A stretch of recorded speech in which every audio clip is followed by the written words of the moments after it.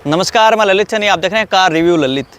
और आज मैं आपको दिखाने वाला हूं टाटा की जो ये टियागो है, ईवी गाड़ी है।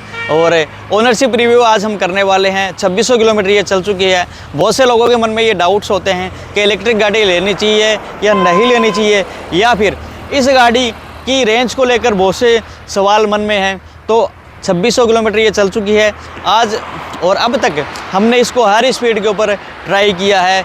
इससे हमने 300 किलोमीटर भी निकाले हैं, 200 भी निकाले हैं और 180 भी निकाले हैं, 250 भी निकाले हैं, साथ में 150 किलोमीटर तक भी इस गाड़ी की रेंज रही है। तो आखिर क्या कुछ रीज़न है जिसकी वजह से रेंज में इतना कुछ फ़र्क आया है, वो सारी चीज़ें आज हम आपसे डिस्कस करेंगे। तो सबसे पहले मैं इस गाड़ी के बारे में बता देता हूँ कि ये लॉन्ग रेंज है और इसका जो कंपनी क्लेम करती है 325 किलोमीटर और की रेंज क्लेम करती है ईवी के अंदर।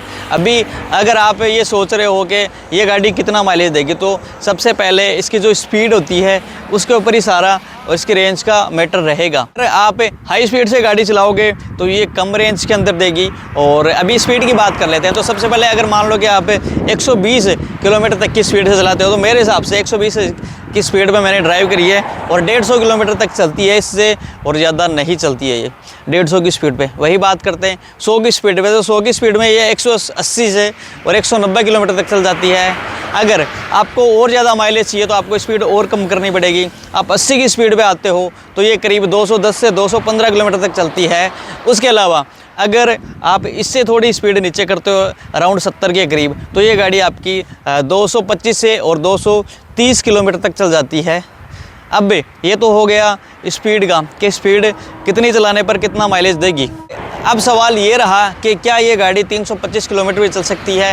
तो अगर आपके मन में ये सवाल है कि कंपनी क्लेम करती है 325 का, तो क्या ये 325 किलोमीटर चल सकती है? जी हाँ, बिल्कुल ये गाड़ी 325 किलोमीटर भी चल सकती है, लेकिन उसके लिए आपको जो स्पीड है उसकी लिमिट है, ये मान के चलो 40 से 50 की स्पीड में अगर आप ये करते हो तो ये गाड़ी आपको पूरे 325 किलोमीटर और दे देगी। और इसके अंदर एक चीज़ का खास बात ये भी रखना है कि जो एक्सेलरेशन रहता है, जैसे रेस के ऊपर अगर आप पैर रखते हो, वो अगर आप सडन ब्रेकिंग करते हो तो नहीं देगी, आपको धीरे धीरे गाड़ी को उठाना है। उसके बाद में ये 325 किलोमीटर तक चल सकती है। अभी बात करते हैं कि इसके अलावा और कौन कौन सी चीज़ें हैं जिससे और रेंज के ऊपर फ़र्क पड़ता है कि रेंज अप या डाउन होगी। इसके अंदर जो रेंज के जो प्रभावित करने वाले वो फैक्टर है, तो वो है अगर आप गाड़ी की एसी चलाते हो या फिर हीटर चलाते हो तो भी इस गाड़ी की रेंज कम होने वाली है। अभी जो मैंने आपको बताया था वो नॉन विदाउट एसी और विदाउट हीटर के बिना बताया था। अगर आप एसी चलाते हो तो 20 किलोमीटर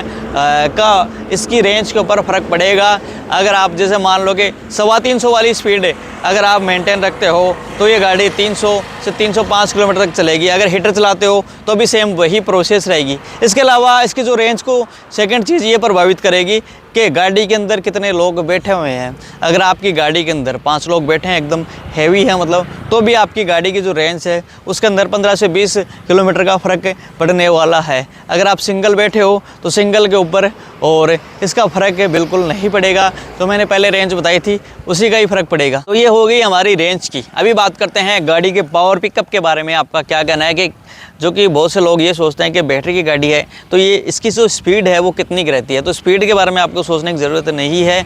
जो 12 सीसी की जो गाड़ियाँ होती है पेट्रोल वाली, उतनी ही स्पीड इसकी रहती है। रही बात और कम मतलब कितनी देर में ये गाड़ी उठ जाती है, तो उसमें भी ये है कि जो पेट्रोल या डीजल गाड़ी होती है उससे अच्छी स्पीड के अंदर ही ये गाड़ी उठती है। इसके अंदर ऑप्शन भी है, अगर आपको बहुत ज़्यादा स्पीड में और गाड़ी चलानी है या फिर जल्दी आपको एक्सेलरेशन चाहिए तो स्पोर्ट्स मोड है।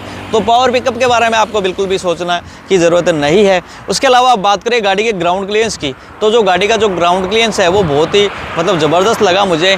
5 लोग बैठ के हम गए थे, लेकिन बड़े से बड़े ब्रेकर के ऊपर भी ये गाड़ी बिल्कुल भी टच नहीं हुई थी। अभी जो हमारा जो सफ़र था इस गाड़ी के साथ में ओनली 2600 किलोमीटर तक का ही है। बहुत से लोगों के दिमाग में ये क्वेश्चन होता है कि भाई इलेक्ट्रिक गाड़ी लेनी चाहिए या नहीं लेनी चाहिए। तो हमने जो ये गाड़ी ली है वो ये सोच के ली थी कि जैसे कि ऐसे गाड़ी की जो वारंटी है वो 8 साल और 1,60,000 किलोमीटर तक की है। अगर मैं ये मान के चलता हूँ कि ये गाड़ी ओनली मेरे वारंटी के अंदर ही और चलेगी, तो भी हम कैलकुलेशन करें तो जो नॉर्मल जो गाड़ी होती है same to same Tata Tiago और पेट्रोल के अंदर वो 6 रुपये किलोमीटर के अंदर चलती है। वहीं इस गाड़ी की बात करें तो इसकी जो चार्जिंग यूनिट है वो एक बार चार्ज करने में 20 से 21 यूनिट का खर्चा लेती है और उसके बाद में ये 200 से 250 किलोमीटर चल जाती है। तो अभी बात करें हम कि ये गाड़ी लेने में आपको फ़ायदा किस तरीके से है। तो ये गाड़ी लेने में फ़ायदा आपको इस तरीके से रहेगा, जैसे कि 6 रुपये किलोमीटर के अंदर अगर पेट्रोल गाड़ी चलती है तो 8 साल में हम गाड़ी टोटल ये मान के चलो वारंटी वाली की बात करें तो 1,60,000 किलोमीटर तक की वारंटी है। तो 8 और 1,60,000 किलोमीटर तक का हम कैलकुलेशन निकालते हैं कि 1,60,000 किलोमीटर ये गाड़ी चलती है तो कितने रुपये आपको बचा के देगी। तो 1,60,000 को हम गुणा करेंगे 6 से, तो 9,60,000 रुपये का पेट्रोल जलेगा अगर आप पेट्रोल गाड़ी लेते हो। वही और ये आप इलेक्ट्रिक चलाते हो तो आपका 1,60,000 रुपये तक का खर्चा आएगा। तो सीधा से सीधा 8 लाख रुपये तक आपको ये गाड़ी बचा के दे देगी।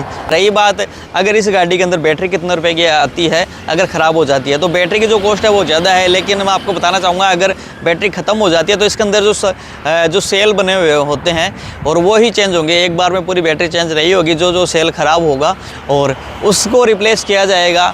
और रही बात है कि बैटरी कितने रुपए की आती है, तो बैटरी की कॉस्ट है वो और ज़्यादा ही है, अराउंड ये मान के चलो 3.5 से 4 लाख रुपए के करीब इसकी बैटरी और बैठती है। लेकिन अगर आपकी बैटरी ख़राब होती है तो पूरी बैटरी रिप्लेस करने की ज़रूरत नहीं है, ओनली जो इसके अंदर सेल बने हुए होते हैं और उन सेल में से जो ख़राब होंगे वो चेंज होंगे। तो इतना ज़्यादा खर्चा नहीं आएगा कि अगर आप ये सोच रहे हो कि ख़राब होने के बाद में और 3.5 से 4 लाख रुपए का खर्चा आ जाएगा, तो ऐसा कुछ नहीं है। हमने अभी सर्विस करवाई थी और वर्कशॉप से इस बारे में डिटेल ली थी तो उन्होंने हमें यही बताया था।